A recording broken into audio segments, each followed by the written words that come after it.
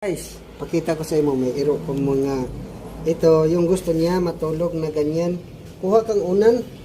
Dapat may unan tayo. Muna itong unan oh. Sabi ko kasi may unan siya. Nakapag short na ang bukid. May ipahigda.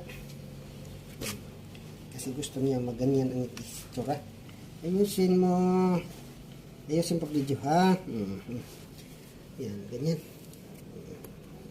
Ilagay mo ng bangil. Ilagay mo ng bangil. Diya, bangil. Dito pag bangil. Ayun, pag video. Okay na siya. Tawag na siya. Okay. Bitsin mo ang buong katawan ha. Para meron. Ayusin mo yung ulo mo. Ganyan yung ulo mo. Ayos ha, kaya matulog na siya.